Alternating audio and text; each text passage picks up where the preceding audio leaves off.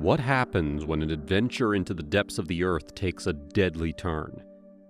Imagine descending into the cold, dark depths of a cave only to realize that you're not prepared for the dangers waiting below.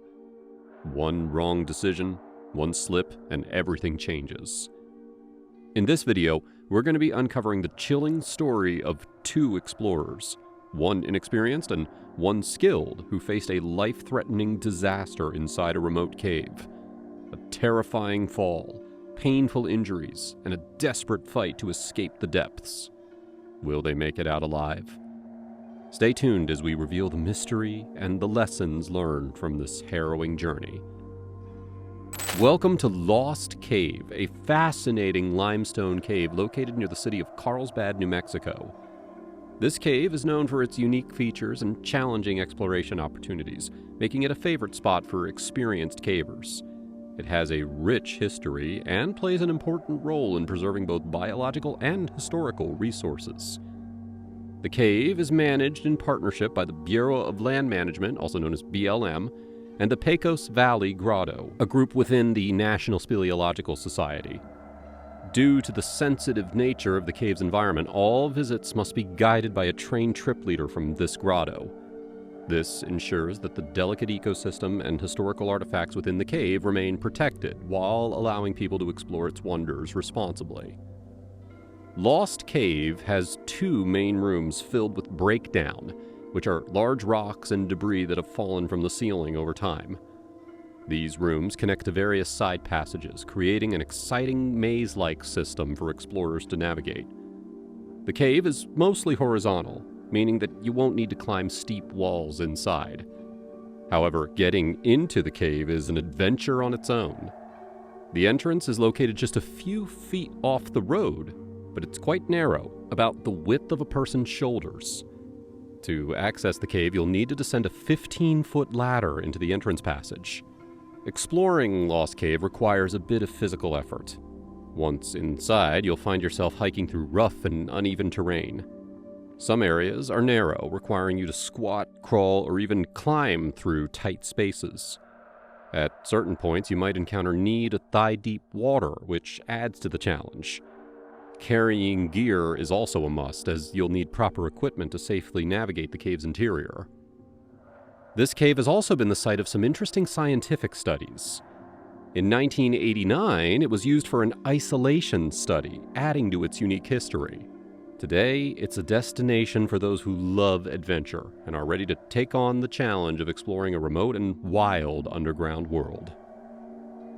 On a cold and quiet day in 1980, on the 23rd of November, two friends, Butch Hendricks, 37, and Charles Bruce, set out on what they thought would be an exciting adventure. Their destination was Lost Cave, a limestone cave in Eddy County, New Mexico. The two planned to spend the day taking photographs inside the cave, capturing its hidden beauty. Both men were outdoor enthusiasts, but their experience levels differed significantly when it came to caving techniques. Butch Hendricks, a strong and adventurous man, had some experience with outdoor activities, but he was not a seasoned caver. His approach to descending pits was simple but risky. He preferred to climb down hand over hand. This technique requires immense upper body strength, but it also lacks the safety of proper climbing gear. Charles Bruce, on the other hand, was more experienced in caving and had used modern equipment like rappelling systems in order to navigate vertical drops. The men decided to share climbing gear in order to minimize the weight of their load. Bruce brought along a carabiner brake bar setup, a commonly used and safe technique for rappelling. Before entering the cave, Bruce demonstrated how to use the equipment to Hendricks. However, it became clear that Hendricks was uncomfortable and unsure about this unfamiliar method. Nervous and hesitant, he decided to stick with what he knew, descending hand over hand, despite being warned about the dangers. Another issue arose during their preparation. Bruce's chest harness, an essential piece of gear for ascending vertical sections, did not fit Hendricks. This meant that Hendricks would have to rely on foot-attached ascenders and his upper body strength in order to climb back up. Well, despite these challenges, the two men decided to proceed with their trip. The weather outside was cold but clear, with a light breeze carrying the chill of late November. Inside the cave, the temperature was cooler and damp, as caves often maintain a constant environment. The 30-foot entrance drop loomed ahead of them, a vertical shaft that marked the beginning of their journey. Bruce, confident in his skills, secured the rope and used his carabiner brake bar system in order to rappel down smoothly. Once at the bottom, he waited for Hendricks to follow. Hendricks grabbed the rope, and he began his descent using his hand-over-hand method. At first, everything seemed fine, but halfway down, Hendricks started to lose his grip. The rope, slippery and thin, burned against his hands as he struggled to hold on. His arms began to tire, and panic set in. Suddenly, he slipped, and the rope slid rapidly through his hands. With no way to stop himself, Hendricks fell the rest of the way, landing hard on the rocky cave floor. The fall was devastating. Hendricks landed on his feet, but the force of the impact was overwhelming, sending a jolt of pain through his entire body. His back felt like it had been crushed, and he couldn't stand upright. His hands were in even worse shape, burned raw from the rope. The skin on his palms were peeled and blistered, throbbing with unbearable pain. His fingers were stiff, shaking uncontrollably as if they'd forgotten how to move. Each breath was shallow and labored, his body refusing to cooperate. Unable to bear the pain any longer, Hendricks slowly lowered himself down to the cold, hard cave floor. The jagged rocks beneath him dug into his back, but it was the only way he could find even a shred of relief. Every small movement sent sharp stabs of agony through his back, and his hands hung limply at his sides, useless and burning like fire. Bruce, who had been waiting at the bottom, ran to his friend as soon as he fell down. His heart was beating fast as he knelt beside Hendricks and quickly checked him over. It was obvious that Hendricks was seriously injured. The burns on his hands were very bad. His back injury was clearly serious, and there was now no way that he could climb back up the 30-foot entrance. The situation was dire. Without a chest harness, Hendricks wouldn't be able to ascend the vertical shaft. Even with his upper body strength, his injuries made it impossible. Bruce's mind raced as he tried to figure out what to do. Time was against them. The longer Hendricks stayed in the cold, damp cave, the worse his condition would get. Bruce made a quick decision. He helped prop Hendricks up slightly and then wrapped him in warm clothing to protect him from the cold. He gave him water, speaking words of reassurance even as dread gripped his own heart. Hendricks' face was pale, his breathing shallow, and Bruce knew that he had to act fast. "I'll be back as soon as I can," Bruce promised, his voice steady despite the fear he felt. "Stay here, keep drinking water, and try to stay warm." With that, Bruce scrambled back up the rope, leaving his injured friend alone in the silent, dark depths of Lost Cave. Bruce climbed up the rope as quickly as he could, his hands gripping tightly as he pulled himself up higher. His heart pounded, not just from the effort, but from the fear gnawing at him. He knew that he was leaving Hendricks behind in a terrible state, but there was no other choice. Finally, he reached the surface, pulling himself out into the cold evening air. For a brief moment, he paused, catching his breath, before rushing off to find help. Meanwhile, deep inside the cave, Hendricks lay on the wet, rocky floor. The cold of the cave seemed to surround him, going deep into his bones. Because he wasn't moving to stay warm, his body started to shake uncontrollably. The cold felt like it was penetrating his skin, making every bit of pain and injury feel worse. He was breathing shallowly and unevenly, and the pain in his back got much worse every time he tried to take a deep breath.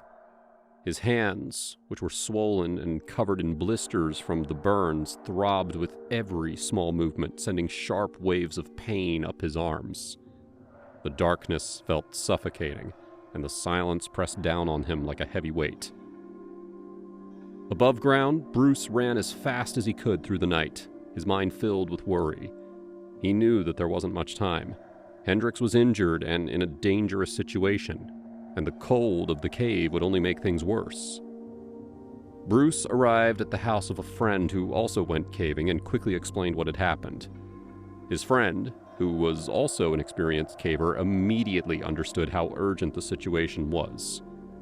But when Bruce asked to borrow a chest harness, a special piece of equipment that's used for climbing, someone else had already borrowed it. The chest harness was crucial for Hendricks to climb out of the vertical shaft. Without it, rescue would be almost impossible. But Bruce wasn't ready to give up. The two men quickly gathered whatever equipment they could find, hoping to improvise a solution. Together, they hurried back to the cave. The short journey felt painfully long, each step weighed down by the thought of Hendricks waiting in pain and cold below ground. Bruce's heart raced, imagining what his friend must be going through. Every second felt like a lifetime, but Bruce pushed himself to move faster. When they arrived at the cave entrance, Bruce and his friend quickly made a plan. They would use Bruce's seat harness as a makeshift chest harness for Hendricks. It wasn't ideal, and it would take some careful adjustments, but it was the only option they had. With no time to spare, Bruce grabbed the gear and prepared to descend back into the darkness to save his friend. When they reached the cave, Bruce descended the 30-foot drop once again to rejoin Hendricks. By this time, Hendricks was weak and in severe pain.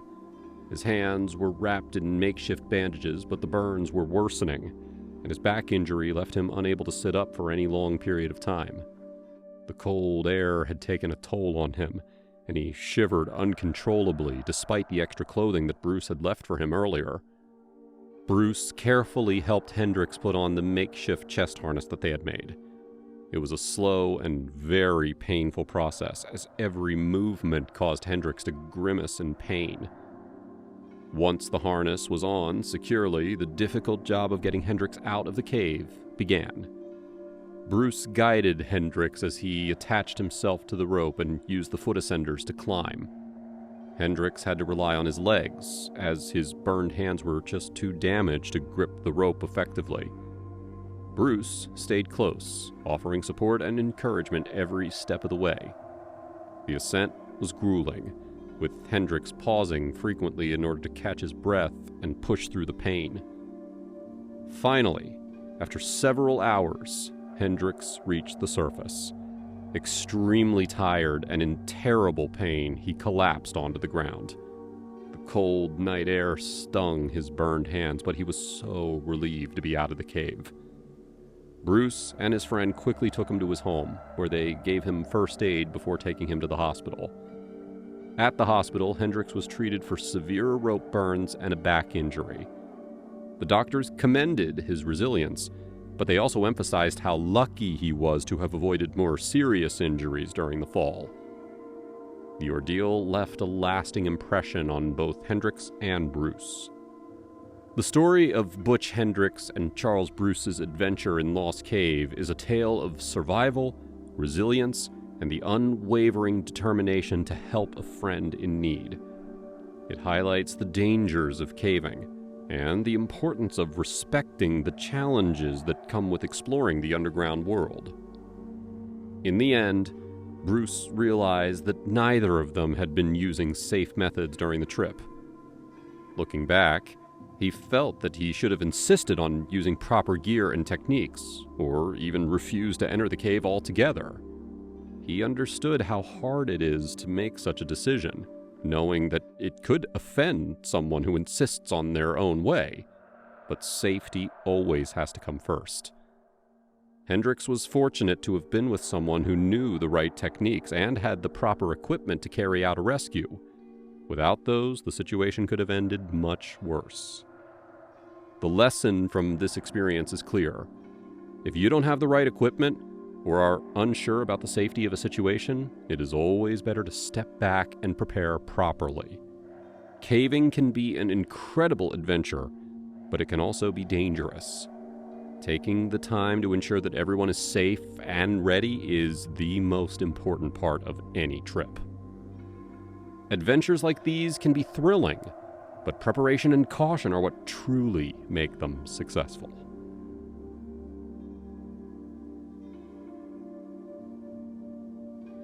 Bell Island is a small island in Newfoundland, the easternmost province in Canada. In 2007, mostly outside of the public spotlight, the island witnessed one of the most extraordinary stories in the history of underwater cave diving, and one of the sport's most shocking deaths. This is the story of the ill-fated international mission to explore Bell Island's abandoned mines. The story begins decades earlier. Around the turn of the 20th century, Bell Island became an invaluable resource thanks to its large deposits of iron ore. Mining companies, such as the Nova Scotia Steel and Coal Company, developed a major mining site on the island. They called the site Wabena. Even today, Wabena remains the main settlement on the island, and it's where the vast majority of its residents live. Bell Island and its Wabena mine reached arguably their peak of international importance during World War II. The Allies heavily protected the island, and it was even attacked by German submarines in 1942. This unsuccessful attack would go on to be known as the Battle of Bell Island. After World War II, the island experienced a steep economic decline. By April of 1966, all of Bell Island's mine shafts were closed. Although the island remains densely populated, its population has been slowly decreasing ever since. In the early 2000s, Newfoundland's Department of Tourism knew that something had to be done to remedy the province's enduring economic woes. Opening Bell Island's abandoned mines and underwater shipwrecks to international tourism was one of the ideas put forward. But, in order to potentially open them to the general public, the sites first had to be explored and analyzed by professionals. No one had visited the shipwrecks or traveled down the closed mine shafts in decades. Local officials knew that to ensure the safety and security of visitors, they needed expert assistance. This takes us to the formation of the mission. In the summer of 2004, the Bell Island Heritage Society granted permission to a select team of international divers to begin exploring the Bell Island mine. They were Eric Van Dorn, Steve Lewis, Debbie Stanley, and her husband Rick Stanley. Steve Lewis, who later wrote a book about the mission, describes their first dive as, quote, "nothing more than a quick splash." Their goal at this early stage was to find out if diving the abandoned mine was even possible to begin with. They were given an old map from back when the mine was still in use. The map covered several square kilometers of underground tunnels and chambers. In theory, the mine should still look roughly the same as the old map, but at the time, nobody knew. There could have been major cave-ins, or there could be prohibitively poor visibility, or blockades. There was only one way to find out. After meeting at the entrance to the long-abandoned mine, the group strapped on all their equipment, including heavy-duty cave lights for each cave diver, and, perhaps after saying a quick prayer, they plunged into the cold, uncharted darkness. Lewis describes what they saw on that first dive as a, quote, "dusty museum." The long, gradually downsloping tunnel that had previously been traversed by minecarts was now filled with water. This tunnel was designated by the map as the number 2 shaft. Lewis and his fellow explorers swam down the number 2 shaft, descending many meters in no time. They soon reached an intersection and turned left, discovering what looked to Lewis like a stable for horses, now eerily submerged and ghostly empty. The group also came across tons of machinery and tools. They even found a pair of boots. Haunted but intrigued by their findings, the group eventually made their way back out of the mine and onto dry land. Stunned, they slowly lumbered uphill with their heavy equipment. Rick Stanley began going on excitedly about how the mine was spectacular, that there was stuff everywhere, that it was fantastic, and that he needed a rum. Above water, at the main staging area, there was another large map of the mine on the wall. Lewis says they traced the distance they had covered and found that it was, in his words, quote, "a tiny L-shaped squiggle." Despite all they had already seen, the group had barely even begun to explore the extent of this enormous underwater museum. One thing was clear to everybody involved: further exploration was definitely warranted. In light of the promising success of their initial mission, Lewis and the others were soon joined by a team of divers and surface support volunteers. Having proven the mine was indeed diveable, at least for professionals, the next mission involved 12 divers total. Steve Lewis was chosen to be the leader of this larger, more thorough expedition. On February 1st, 2007, the team began what was intended to be a 10-day series of dives throughout the Bell Island mine. Lewis, along with underwater photographer Vlada Dakina, went in first. Initially, the mine was exactly how Lewis remembered it. But upon descending further, visibility started to worsen. Thick silt the color of iron ore began obscuring their surroundings. Lewis describes it as having been, quote, almost like a blizzard seen through a car's windshield in winter. The walls of the mine began slowly disappearing. Next, the floor and the wires began to fade. Even with their cave lights, it got darker and darker. Then, Lewis says, Vlada herself disappeared. This abruptly halted the pair in place. After a harrowing moment or two to get their bearings, the pair decided to continue on, even if, for Vlada, there could be little chance of any useful photographs. Their gamble paid off. The silt eventually cleared as they moved on.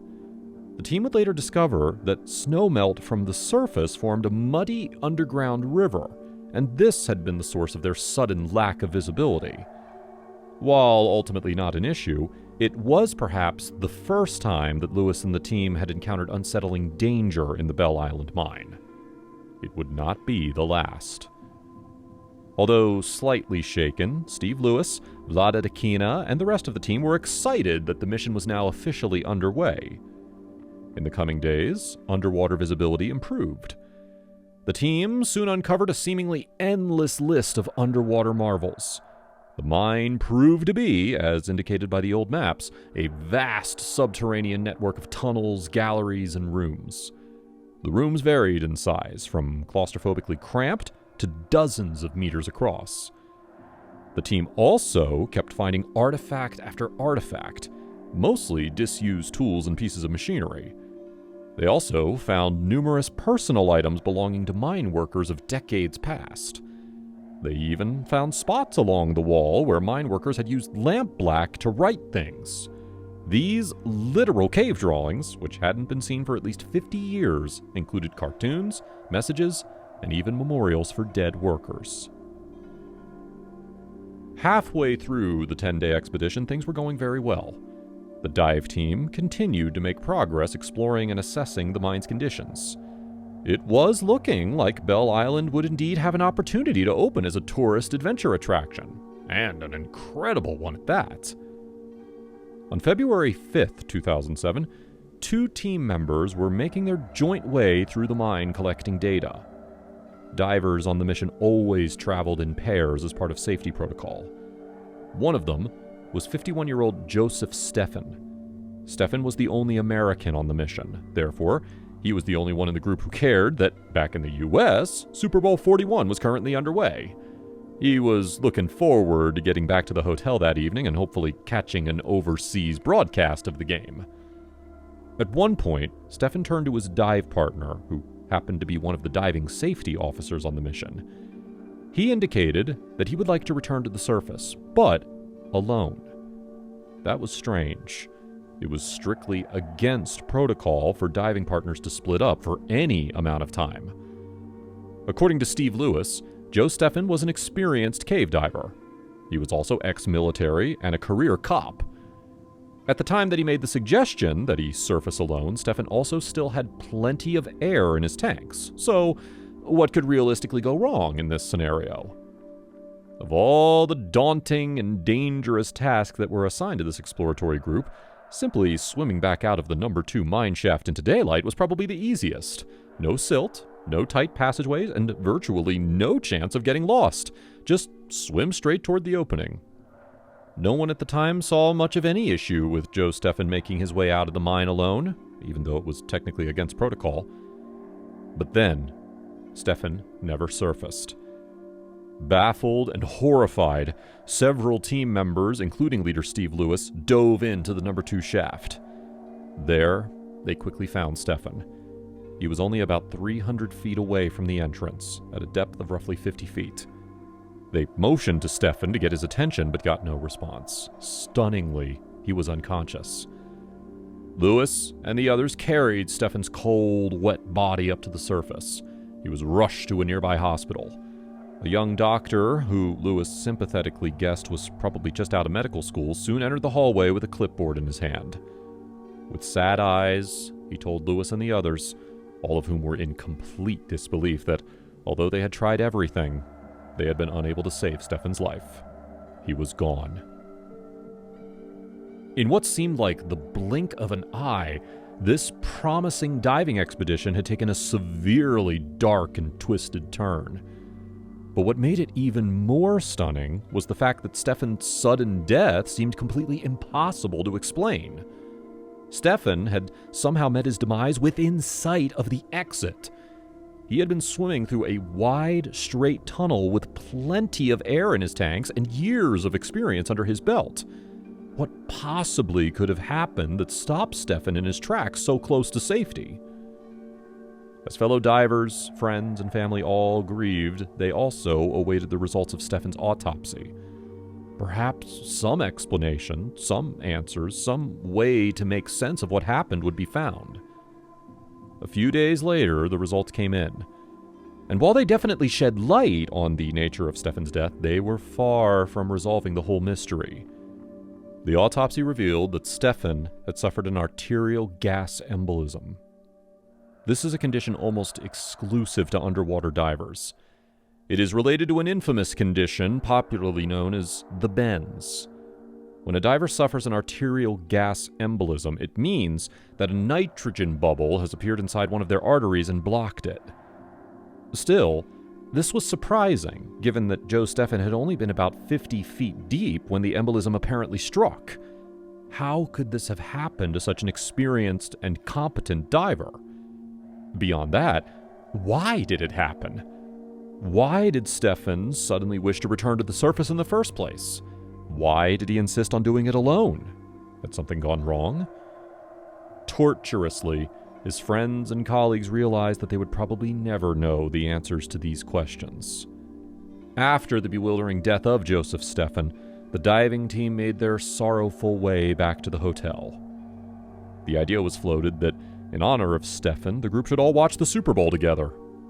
It was a touching idea, but according to Steve Lewis, they just weren't in the right state of mind to watch a festive sports game. Instead, they chose another fitting tribute to their fallen friend. They sat around the fireplace and watched Monty Python's The Meaning of Life. That night, many voiced a concern about whether or not the diving mission should continue. Some felt it would be disrespectful to do so. But many others, including Joseph Stefan's wife, Jennifer, felt that Joseph would want the mission to continue. He would want the rest of the mine to be thoroughly explored, and the goal of approving it for tourism to be achieved, even if in his absence. So that is what the team decided to do. As snow threatened to begin falling any minute on Bell Island, Steve Lewis and the remaining team members headed out the very next morning, put their gear back on, and re-entered the mine.